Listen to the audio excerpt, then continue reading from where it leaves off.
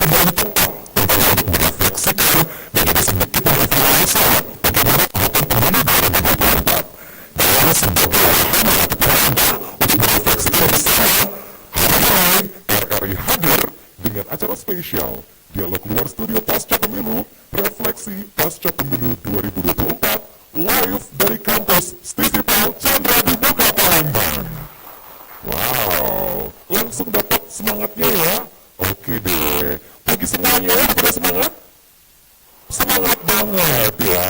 Tapi memang untuk mendengarkan semangat luar biasanya, ini kabarnya ada yel-yel spesial teman-teman Stisipal Chandra di Muka Palembang. Boleh sebelum kita ngobrol, kita bakal refleksi ya. Jadi bakal refleksi, kita boleh mendengarkan terlebih dahulu yel-yel dari teman-teman Stisipal Chandra di Muka Palembang dong ya. Wow. Kalau kita langsung saja, sebelum kita akan segera memulai bagaimana bahasan kita yang sangat keren ini pastinya ya, seputaran refleksi pasca pemilu 2024. Ini dia, kita akan saksikan yel-yel spesial Stisipal Chandra di Muka Palembang.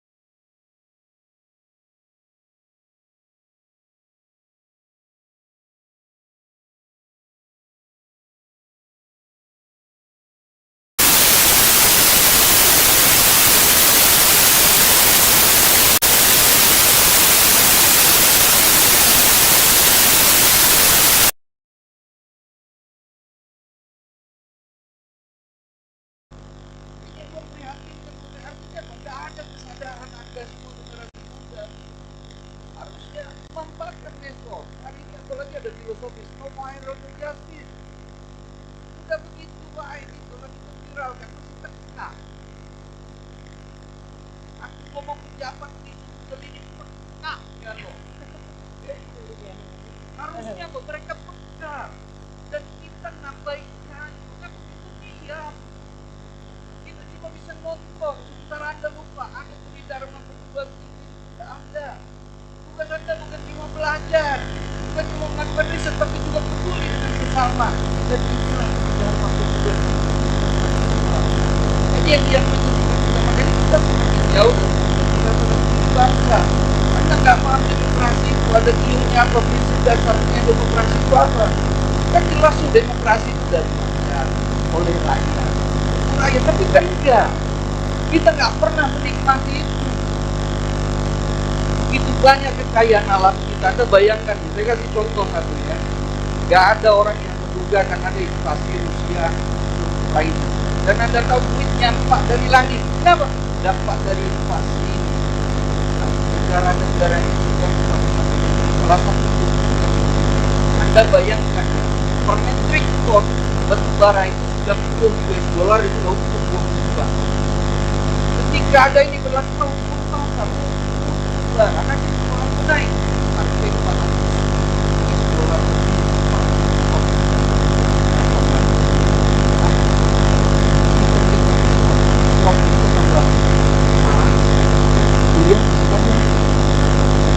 nah ini yang kita bisa sampaikan. Kalau tidak sekarang mereka nonton Mas Pro sampaikan karena ini ada live streaming ya. Betul. Iya, ini sudah semangat sekali kayaknya Pak Ade pagi-pagi. Boleh tepuk tangan dulu ya. Semangat. Oke, teman. Iya, tapi memang teman-teman pada semangat juga untuk menyimak juga untuk hari ini ya. Tapi ini kalau ngomong-ngomong nih, kalau tadi sudah disampaikan sama Pak Ade juga, ini kita langsung ke KPU Sumatera Selatan dulu nih. Waduh, gimana nih? Tapi ngomong-ngomong sedang sibuk apa sekarang kalau di KPU Sumsel ini? Pak Erwan. Ya, baik. Pertama kami menyampaikan permohonan maaf dulu. Sedianya pimpinan yang hadir di sini. Iya. Cuma karena hari ini bertepatan dengan pelantikan seluruh PPK yang kemarin baru selesai seleksi, sehingga pimpinan ke lokasi pelantikan karena akan menyampaikan beberapa arahan penting terkait penyelenggaraan pemilihan gubernur dan wakil gubernur dan 2024. Sehingga kamilah yang ditugaskan di sini hari ini. Nah, pasca pemilu 2024 dilaksanakan tanggal 14 Februari, kita sama-sama tahu ya, ternyata di Sumsel ini walaupun secara proses pemungutan suaranya lancar, aman, damai, rekap di setiap tingkatan itu rata-rata damai, tertib, walaupun masih ada sedikit-sedikit permasalahan yang muncul di Muratara, waktu itu kan di Sukarami sempat ada di Palembang itu ada pemilihan susulan. Oku Selatan sempat di ini cuma kemudian naik kan. Situ Selatan. Nah, di Mimika itu terus sesuai dengan tahapan yang diatur oleh peraturan perundangan. Karena KPU kan KPU kan sejatinya penyelenggara pelaksanaan tahapan pemilu. Jadi tetap berpegangan pada peraturan perundangan, Undang-Undang 7 kemarin kan, ada PKPU. Dan termasuklah saat ini untuk hasil pemilu itu ternyata masih ada yang dibuka hasilnya di Mahkamah Konstitusi. Ada 24 perkara yang masuk. Nah, kita masih terus berjalan di situ dengan penyampaian alat bukti yang kita miliki dan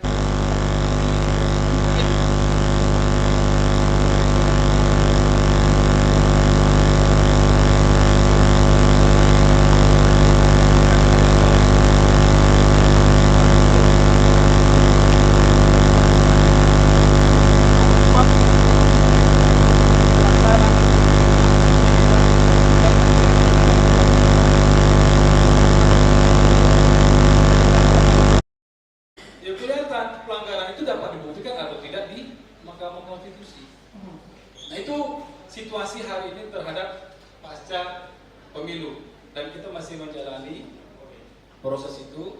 Kalau yang kemarin presiden sudah selesai, ya kami sebagai penyelenggara, betul kata Pak Ade tadi, KPU berbangga, ya namanya tukang, ya Pak Ade ya. Namanya penyelenggara ini kan tukang. Kami dengan kenaikan atau apa namanya angka tingkat partisipasi yang masih di atas 80%, yang tadinya 82 di pemilu 2019 sekarang ke angka rata-rata 44, itu kan naik. Artinya ada proses, menurut kami tadi, proses kegiatan sosialisasi dan pendidikan pemilih yang kami lakukan itu berdampak. Terlepas walaupun itu tidak selalu karena KPU Pak, pasti ada yang lain berpartisipasi, ada peran partai politik di situ. Karena ini acara kita TPS. Kalau kita menghitung itu dari foto turns out, itu bukan cuma KPU. Artinya di situ kami dapat melihat partisipasi masyarakat. Nah, masyarakatnya kan bisa kita jauh secara luas. Bukan masyarakat tuh yang cuma sekarang ini pedagang, bukan. Partai politik itu anggotanya itu masyarakat. Jadi ada partisipasi masyarakat yang dia jadi anggota partai politik, yang dia jadi caleg, yang dia jadi penyelenggara, jadi BPK, BPS, jadi apa? Bawaslu dan segala macam. Itu masyarakat kalau dan ketika mereka berpartisipasi, nah kemudian KPU tetap menjalankan proses itu supaya bagaimana partisipasi itu berjalan dengan baik. Kemudian salah satu PR KPU itu adalah bagaimana menjadikan pemilih itu cerdas. Jadi yang tadi disampaikan Pak Ade itu betul. Kami tidak membantah. Cuman dan itu yang menjadi PR kami sebagai penyelenggara pemilu, bagaimana menjadikan pemilih itu cerdas. Elektabilitas itu kan, ini pandangan pribadi Pak Ade ya Pak Ade. Itu salah satunya di beberapa 4 faktor yang mempengaruhi. Ini pandangan pribadi. Mungkin Pak Ade mungkin bisa coba. Di antaranya itu popularitas itu mempengaruhi. Nah pertanyaannya apa itu bisa populer? Itu kan apa dia punya jasa atau dia punya kompetensi di bidang tertentu yang membuat dia populer. Kita sama-sama tahu siapa pemimpin yang terpilih karena popularitasnya. Baik itu popularitas sosial maupun popularitas kompetensi. Kemudian ada dari faktor kekeluargaan atau kekerabatan. Adik-adik sini aku yakin lah kalau mahasiswa tahu lah ya. Kalau ditanya, ngapa kamu beli si A kemarin? Mama, ngapa kamu beli si A? Nenek. Itu kan kekerabatan. Nah itu. Kemudian ada lagi, ngapa kelompok yang ketiga? Yang ketiga saya kelompok. Yang keempat baru politik. Betul. Itu tidak bisa dipungkiri ada. Cuman menurut beberapa orang itu harus dibedakan. Ada namanya kos politik, ada money politik. Jangan digeneralisir. Tapi kami tidak berhak ngomongin ini. Tidak perlu dibahas lebih lanjut ya gini ya. Tapi aku itu menjelaskan bahwa PR KPU sebagai penyelenggara pemilu khususnya kami di bagian sosialisasi dan pendidikan pemilih itu kami berusaha sesuai dengan arahan KPU juga itu bagaimana mencerdaskan pemilih. Jadi pemilih itu jangan lagi memilih karena cuma faktor-faktor tadi gitu ya. Dia harus tahu siapa yang dia pilih dan apa dia pilih, bukan karena kesukaan tidak suka, tapi memang harus berdasarkan pemikiran dan idealismenya. Tapi terkait PR itu juga sudah dilaksanakan di lapangan seputar sosialisasi juga kepada masyarakat begitu. Itu jalan terus Mbak Resti. Kita jalan terus itu walaupun kadang-kadang ya ini kan istilah itu barang sosial. Barang sosial itu kan tidak punya tolak ukur. Kecuali suatu saat mengukur berapa tingkat partisipasi itu tolak ukur yang terakhir. Tapi proses upaya untuk membuat pemilih cerdas itu yang mungkin jadi tantangan kami. Kan pemilih ini kan macam-macam. Ada yang namanya pemilih pemula, ada pemilih muda. Pemilih muda itu memang belum pernah. Pemilih muda itu yang sudah pernah tapi umurnya masih kira-kira di bawah 35 lah kurang lebih kan. Ada yang pemilih perempuan, ada yang pemilih marginal, ada yang disabilitas. Nah itu jadi PR kami setelah memetakan segmentasi pemilih itu, kemudian kami akan masuk di tempat-tempat itu dalam pendidikan pemilih. Nah kami juga mengharapkan sebenarnya ada peran-peran di luar KPU yang melambat itu, di antara peran-peran tenaga pendidik. Oke. Baik dari guru Termasuk di SMA, kampus juga gitu dan ya? kampus. Ya. Itu seperti yang disampaikan oleh Pak Ade tadi, kampus melihat secara luas akar dan dampak. Oke. Nah, kalau kami kan yang di tengah, bagaimana supaya itu berjalan dengan baik. Kami ini tinggal bikin rel baik. Nah, rel sudah ada, kami memastikan itu berjalan dengan rel. Nah, itu kurang lebih. Oke, Berarti. baik. Nah, ini sekarang kembali lagi ke Pak Ade nih. Pak Ade tadi kan sudah disampaikan di awal seputaran evaluasi begitu kan ya untuk penyelenggaraan pemilu. Adakah catatan yang mungkin dilihat juga dari penyelenggaraan pemilu tahun 2024 ini? Ya, yang pasti kalau ada masalah artinya nggak profesional. Kan sederhana aja. Itu ada 24 gugatan, nggak sedikit loh. Artinya buat saya 24 itu, ya kan. Nah, persoalannya kembali tadi soal apa namanya refleksi ya. Ayo dong, kita jangan lagi bicara angka lah, capek kita. Sampai kapan kita bicara angka, terus kita masuk lubang yang sama untuk kedua kali. Artinya apa? Saya mau bilang kita tidak lebih pandai dari keledai. Keledai yang buyan uji kita, udah galak masuk lubang yang sama untuk kedua kali. Masa kita lagi-lagi, ya kan, melakukan kesalahan yang sama, kan aneh. Ya, yang dilakukan maksimal itu sosialisasi, saya sepakat, tapi mana pendidikan politiknya? Ya, mana coba pendidikan politiknya? Ya, harusnya apa yang disampaikan tadi, ya, nggak lagi milih karena emosi. Ini kan faktanya Pak, masih pilih emosi, artinya kan gagal pendidikan politiknya. Karena di lapangan ada 4 faktor tadi yang mungkin menyebabkan banyak pemilih gitu ya. Iya, intinya Mbak, kalau orang cerdas dia akan rasional. Ini kan enggak pernah, saya yakin enggak mungkin ada. Jangan karena kita nyingok dulur sana tetanggo, kan misalnya itu. Kita pilih dia, ya. Tapi kita kelebu, kan enggak pernah diunjuk tahu itu. Wong enggak pinter ngomong, enggak tahu apa yang nak diomongkan, enggak tahu apa yang nak digawe, kita pilih. Ya, banyak loh Mbak, ini saya kasih contoh, ini survei saya ya. Saya juga cek di beberapa spot itu random ya. Kenapa sih anggota DPD ini terpilih? Oh, ada BIN-nya katanya. Ya. Makanya kami pilih, yang lain kami tidak kenal. Terus apa gunanya gadget? Halo? Ya, Anda bisa tanya Google, aku nak tahu Pak siapa nih Pak? Pak Erlan. Ya, sama Anda pengen tahu saya, ada Indra Janiago, itu mentugal loh. Begitu canggihnya dunia hari ini ada di genggaman kita, tapi nggak ada kita yang bisa memanfaatkan secara maksimal.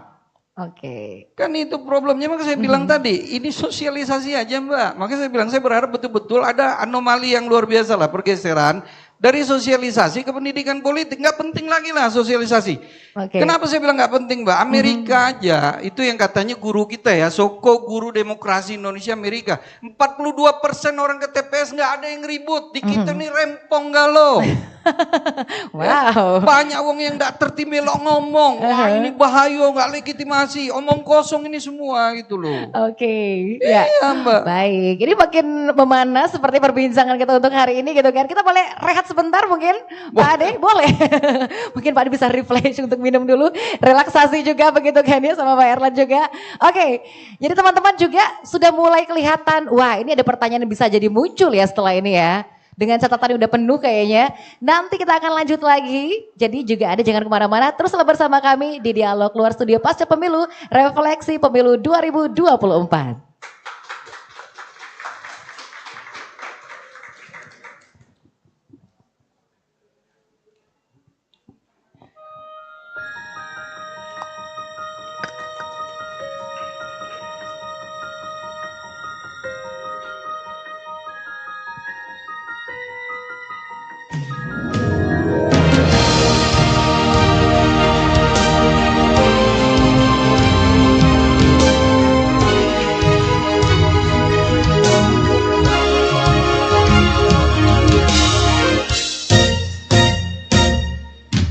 Hanya bilik bambu, tempat tinggal kita, tanpa hiasan, tanpa lukisan.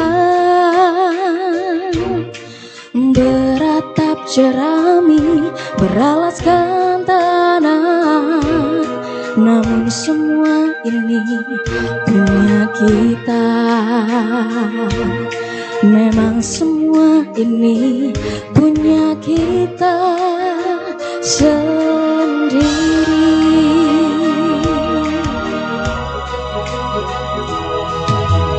Hanya alang-alang pagar rumah kita, tanpa anyelir, tanpa melatih.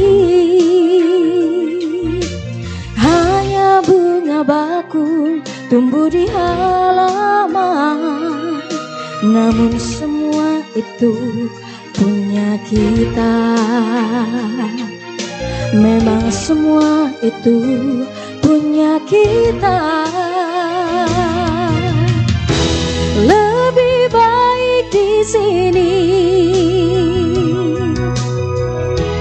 rumah kita sendiri. Segala nikmat dan anugerah yang kuasa, semuanya ada di sini. Rumah kita,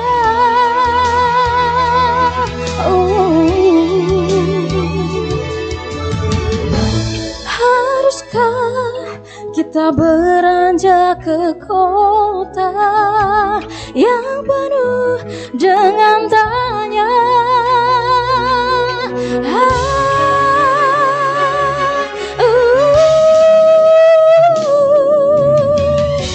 Lebih baik di sini, rumah kita sendiri. Segala nikmat dan anugerah yang kuasa, semuanya ada di sini. Lebih baik di sini. Rumah kita sendiri. Segala nikmat dan anugerah yang kuasa, semuanya ada di sini. Rumah kita,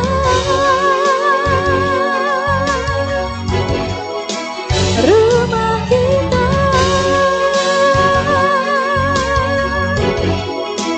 rumah kita.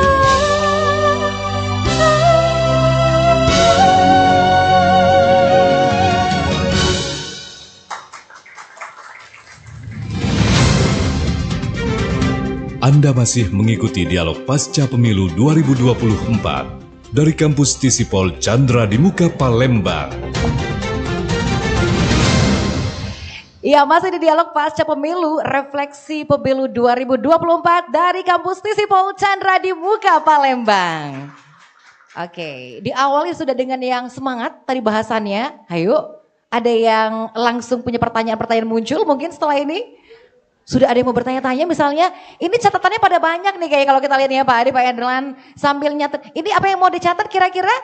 Pasti banyak catatan tersendiri. Oh, ada pertanyaan sudah? Belum kan? Nanti dulu dong. Oh, sudah ada, luar biasa ya, boleh. Tadi sebelumnya aku belum mempresent juga, sudah ada teman kita Bintang Anastasia loh tadi. Ya. Wow, luar biasa. Nanti Bintang nyanyi lagi ya selanjutnya. Oke, kita ke pertanyaan, boleh?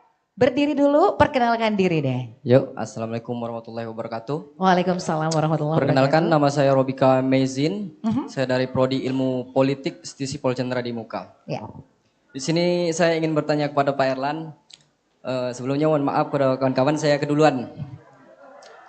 Agak ngerangkap pertanyaan saya Pak, boleh lebih dari satu? Banyak berarti ya. Pertanyaan saya pertama, ini Pak. Yang saya tanya, mak mano netralitasnya KPU ini dalam menentukan PPK, pemilihan PPK, PPS, apakah ada nepotisme ataukah ada kepentingan-kepentingan lain di sana Pak? Saya nak nanya yang itu. Keduanya, apakah pemilihan umum ini lah sudah jadi cerminan kepentingan rakyat Indonesia nih? Amun pemilu ini belum mencerminkan kepentingan rakyat, tidak usahlah pemilu lagi gitu Pak. Oke. Nah, yang ketiga, aku izin nak dipertebal sedikit walaupun bukan kepentingan mahasiswa kan nak tahu perbedaan kos politik dengan money politik itu cak mana Pak? Oke, mungkin nah itu. ya. Oke, oh iya. Oh iya, baik, baik. Terima kasih, Ya, Robika. terima kasih. Iya. Assalamualaikum warahmatullahi wabarakatuh. Waalaikumsalam warahmatullahi wabarakatuh. Terima kasih. Ini ternyata langsung, wow, semangat juga ya teman-teman mahasiswa ya. Ketularan semangatnya Pak Adi juga Pak Erlan ini. Oke, tadi pertanyaan buat Pak Erlan nih, ada 3 pertanyaan. Ini netralitas KPU ya dalam pemilihan PPK, PPS, seperti apa sih kira-kira ini Pak Erlan? Ya, baik, makasih deh. Pertanyaan itu manis, bagus gitu ya.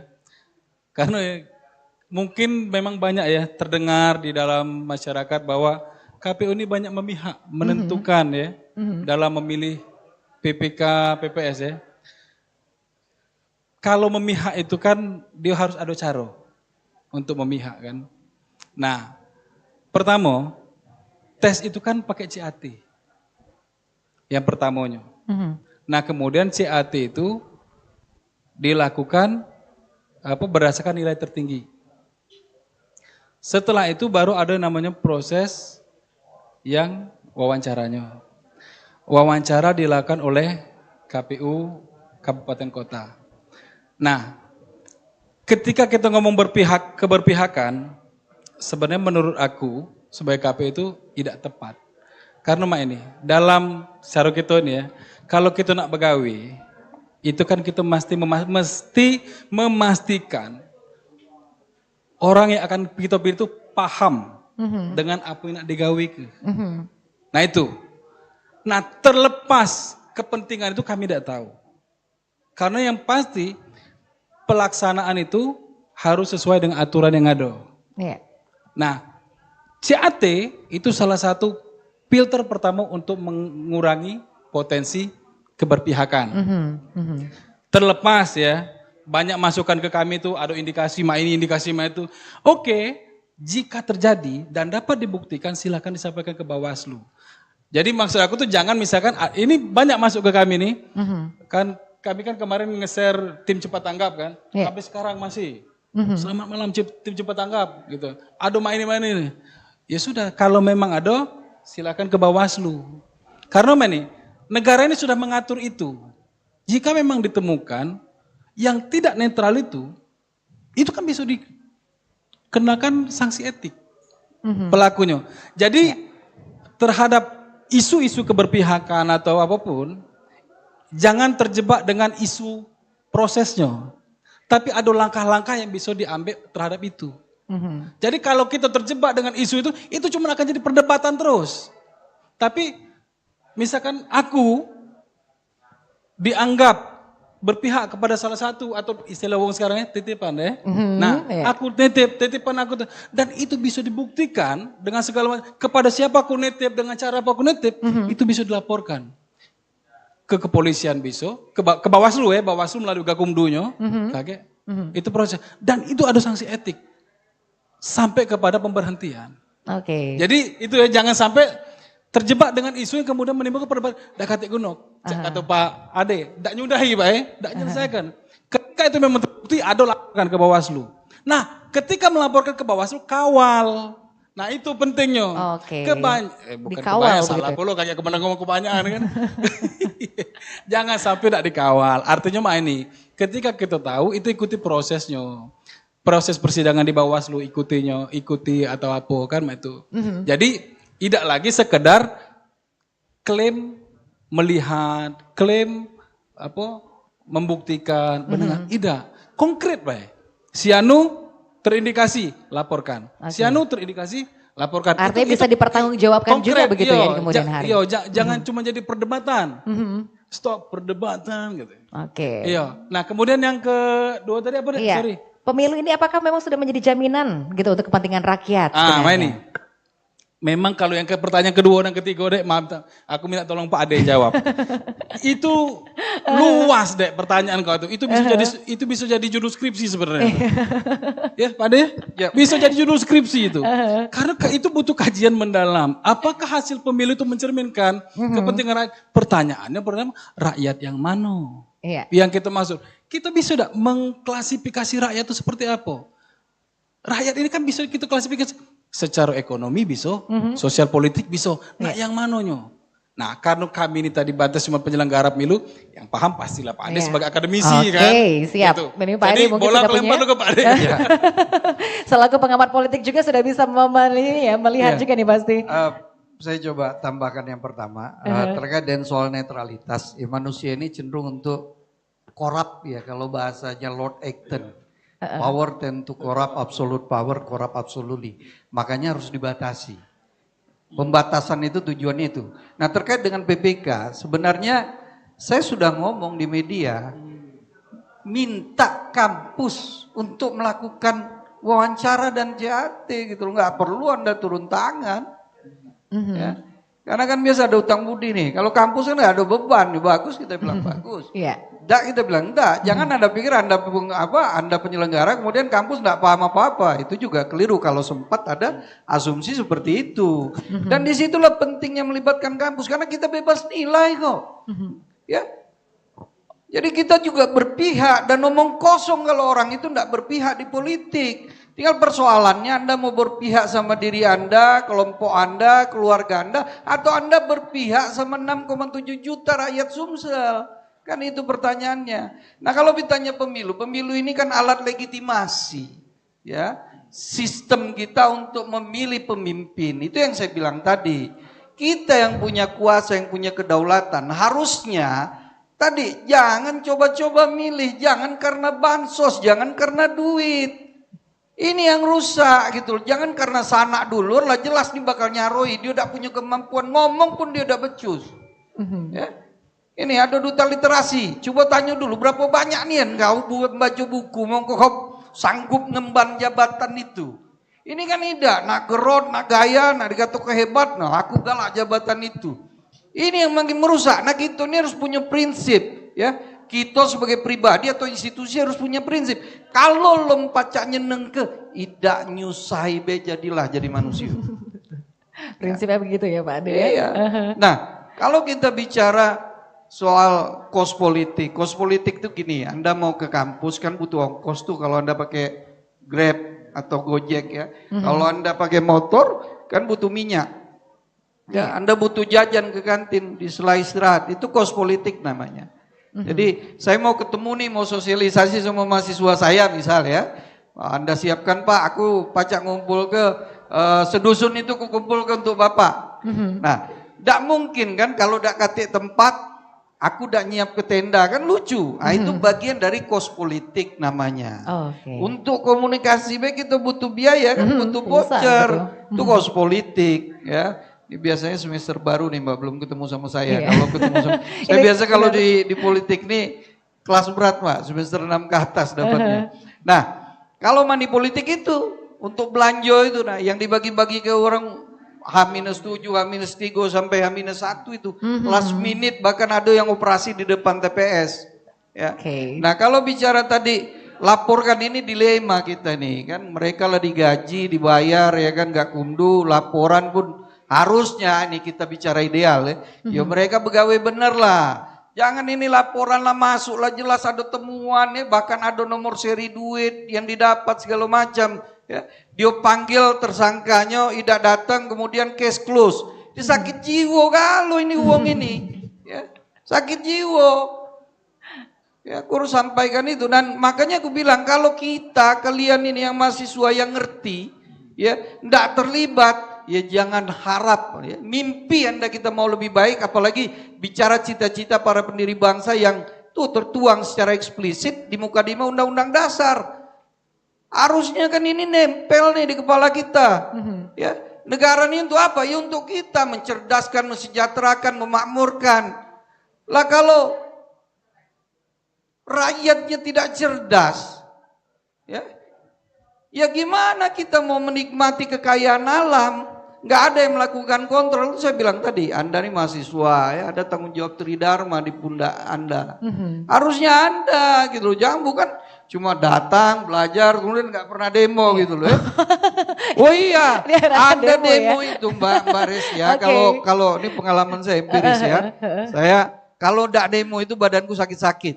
Itu satu. Kedua, kalau ndak demo, ndak kate cerita kapan lah tuh kaget. Kalau aku sekarang baca cerita, sikok-sikoknya mahasiswa yang pernah dituntut 1 miliar pencemaran nama baik ya. Zaman Soeharto dulu, gubernurnya masih Pak Ramli. Nah, alhamdulillah pacak ngobrol sama kamu. Dan 2019 kemarin, saya dilaporkan oleh gubernur gara-gara mengkritisi program kuliah gratis, sekolah gratis.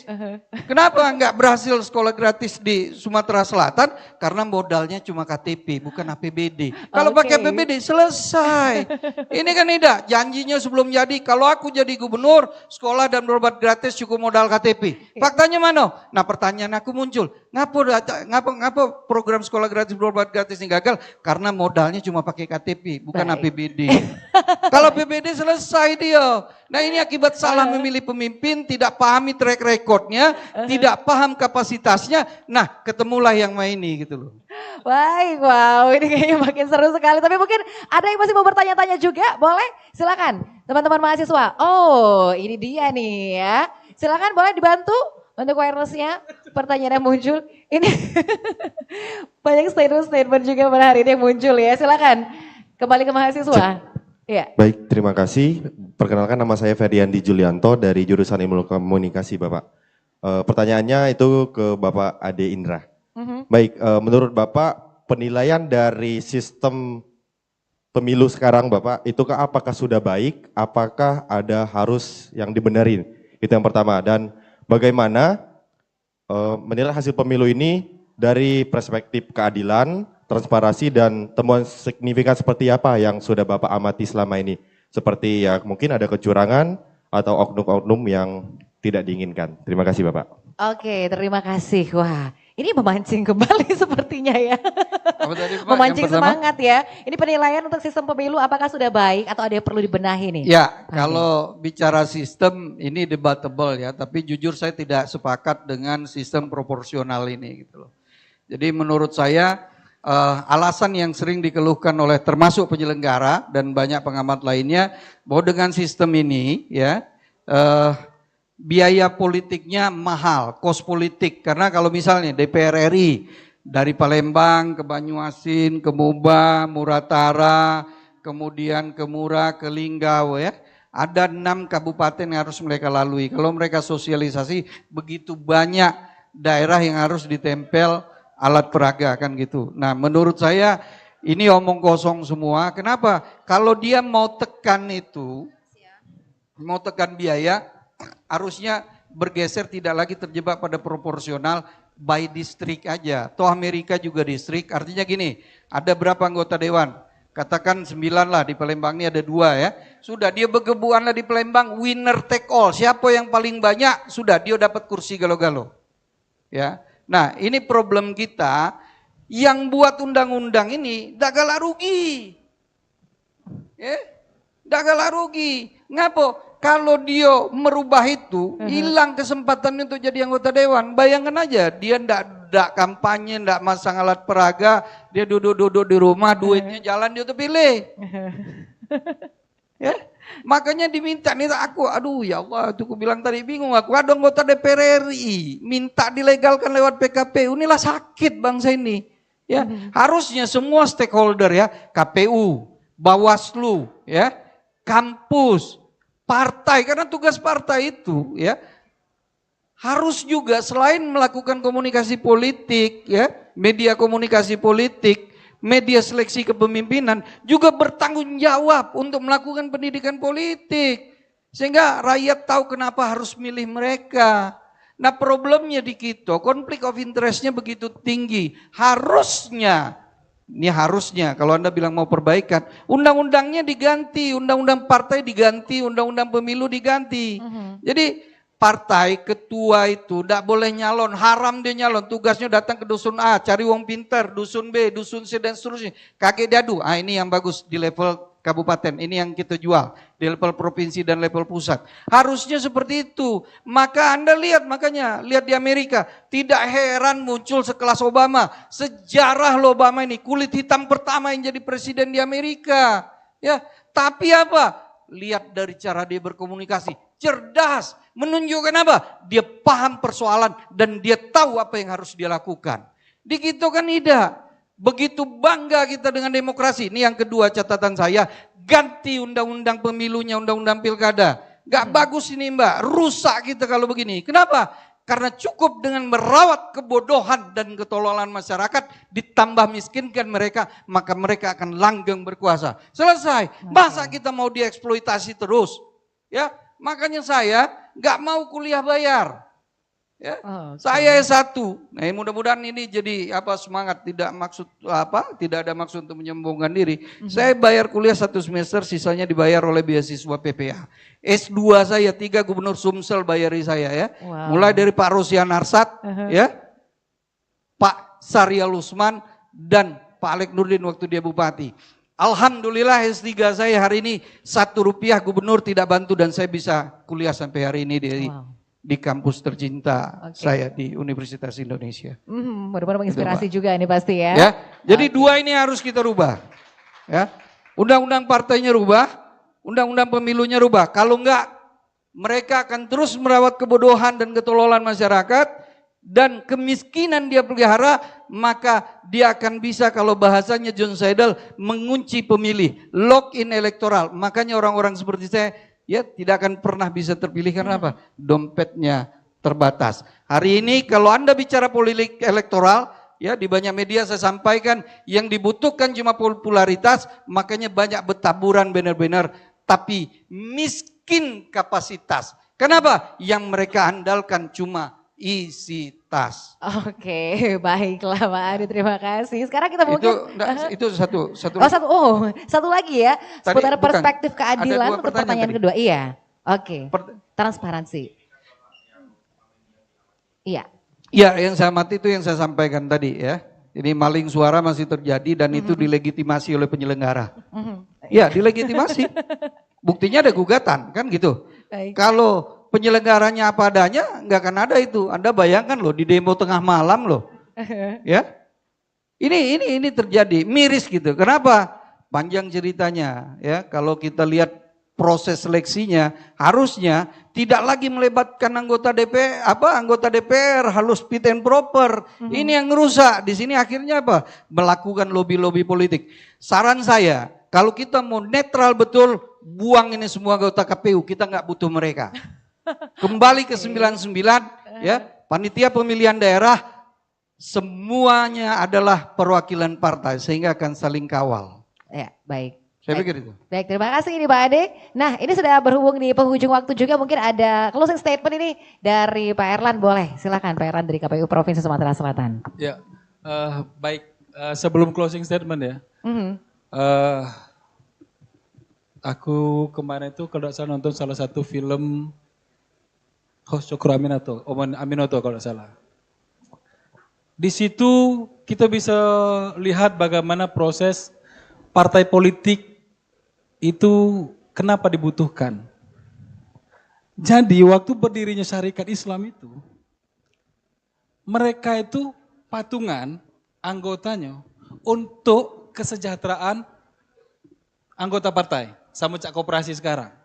Tetapi mereka kemudian menjadi sebuah kekuatan politik. Walaupun kemudian pecah-pecah kan, ada syarikat. Nah artinya politik itu harusnya mensejahterakan. Nah tinggal bagaimana cara mensejahterakan itu ada di partai politik. Dan disitulah sebenarnya peran anak muda sebenarnya. Peran pemuda yang harus lebih memiliki kecerdasan bagaimana merubah pola itu. Sudah disampaikan Pak Ade tadi. Ini cacatnya. Sekarang ya Pak Ade dengan kami ini kan lapar-lapar Pak ya, waktunya habis. Nah tinggal yang muda nih yang bergerak, berpikir. Mungkin di sini banyak yang tergabung dalam organisasi mahasiswa, baik internal kampus maupun eksternal kampus.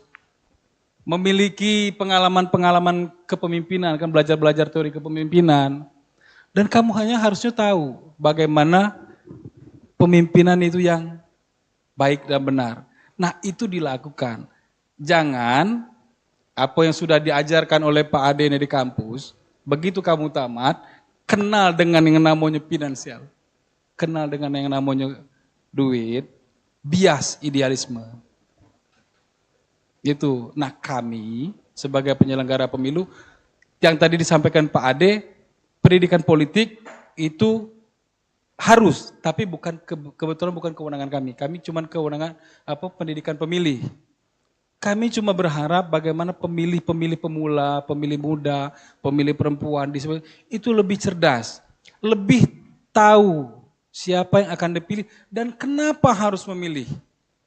Jadi kalau kami itu, kenapa pemilu itu penting, itu harus diketahui. Nah cuman memang terkadang kami pun memiliki keterbatasan referensi untuk menyatakan kenapa memilih itu penting. Itu tadi balik ke apa yang kami sampaikan di awal, ada peran-peran tenaga pendidik untuk menjelaskan kenapa pemilu itu penting. Banyak macam-macam cara untuk memilih pemimpin. Pemilu ini cuma salah satunya. Dan pemilu pun ada beberapa cara, ada distrik, ada proporsional. Saat ini pemerintah kita, negara ini memilih proporsional. Nah, kamu-kamulah yang nantinya, generasi muda ini yang nantinya akan menentukan itu. Pada saat kamu di posisi kami sekarang, itu harus idealnya seperti apa? Nah itu jadi PR anak muda sekarang untuk mikir. Kalau kita bicara kepemimpinan, kalau kita bicara suksesi kepemimpinan yang diantaranya melalui pemilu, pemilu itu harus berjalan dengan kondusif, baik dan damai. Jika tidak, maka akan terjadi kekacauan. Kekacauan itu menyebabkan kerusakan dan bukan tidak mungkin kematian. Banyak contoh negara-negara yang sudah sering chaos dalam pemilu, dan disitulah ketika pemilu itu tidak menjadi sebuah pendorong kesejahteraan masyarakat. Mungkin itu Mbak Resti. Terima kasih. Oke, baik, terima kasih. Boleh aplaus dulu dong tentunya untuk Pak Erlan Alfriansyah ya, yang sudah berbincang juga KPU Sumatera Selatan. Dan kami juga ucapkan terima kasih untuk semua yang telah hadir. Terima kasih yang spesial juga untuk terima kasih pada Stisipol Chandra di Muka Palembang. Oke. Oh, Pak Ade mau closing juga ya? Iya, ini closing penting. Closingnya stop tebudi. Oke. Ya, itu dari saya, stop tebudi. Jangan kita tebudi oleh casingnya bagus, merakyat, tapi otaknya udah kati. Ya, Anda lihat hari ini, jalan-jalan banyak rusak, lampu jalan banyak mati, banjir dak sudah-sudah, 10 tahun dia menjabat di Palembang ini, dak kate yang dia gawikan, hari ini dia tampil seolah-olah dia adalah dewa penyelamat. Tapi dia sejatinya nak budi ke kita. Jadi kata kuncinya dari saya, Mbak Resti, stop tebudi. Baik, terima kasih stop tebudi ya. Tepuk tangan dulu yang paling meriah untuk narasumber kita, Pak Ade Indra Caniago. Terima kasih juga pengamat politik sudah berbincang dengan kita, dan terima kasih banyak untuk Stisipol Chandra di Muka Palembang, kemudian juga untuk Ibu Dr. Lisa Hapsari. Terima kasih untuk dari KPU Sumsel. Terima kasih juga Pak Erlan. Terima kasih Pak Ade juga. Terima kasih. Semua mahasiswa terima kasih banyak ya. Oke, dan jangan lupa ini perbedaan pandangan itu adalah hal yang biasa dalam suatu politik ya. Jangan jadikan perbedaan pandangan ini menjadi hal pemecah belah untuk kita semua. Yang terpenting adalah tetap bergenggam tangan untuk Negara Kesatuan Republik Indonesia. Akhirnya saya Resti Chandra pamit undur, dan inilah penampilan terakhir untuk kita semua. Ya. Tepuk tangan yang paling meriah untuk dialog spesial hari ini. Baru saja Anda ikuti Dialog Pasca Pemilu 2024 dari Kampus Stisipol Chandra di Muka Palembang. Terima kasih atas partisipasi Anda. Sampai jumpa.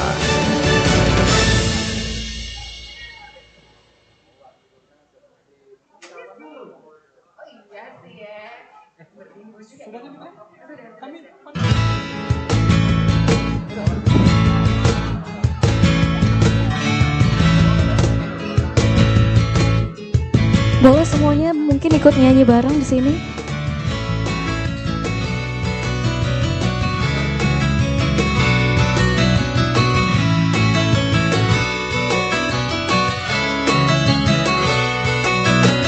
Biar saja ku tak sehebat matahari, tapi selalu ku coba tuh menghangatkanmu.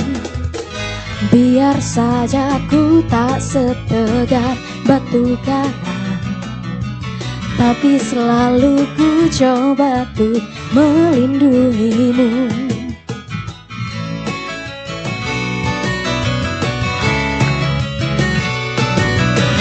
Biar saja ku tak seharum bunga mawar, tapi selalu ku coba tuh mengharumkanmu. Biar saja ku tak seelok langit sore, tapi selalu ku coba tuh mengindahkanmu. Ku pertahankan kau demi kehormatan bangsa. Ku pertahankan kau demi tumpah darah. Semua pahlawan-pahlawanku, semuanya boleh? Merah putih teruslah kau berkibar di ujung tiang tertinggi di Indonesiaku ini. Merah putih teruslah kau berkibar di ujung tiang tertinggi di Indonesiaku ini. Merah putih teruslah kau berkibar, ku akan selalu menjagamu.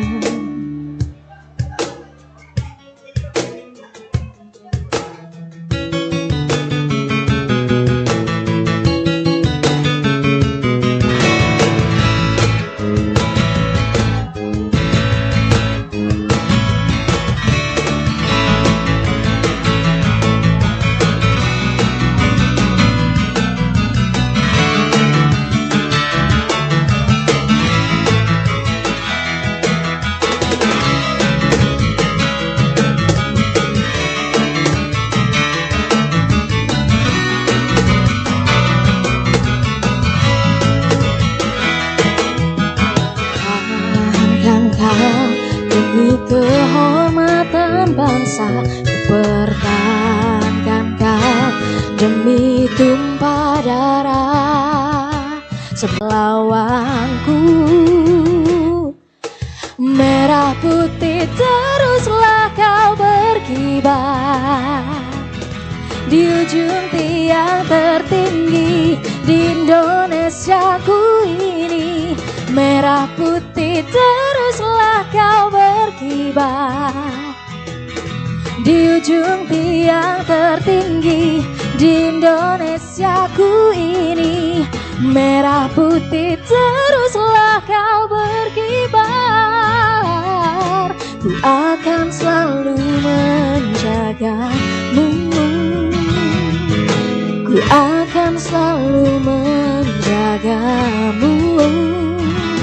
Ku akan selalu menjagamu.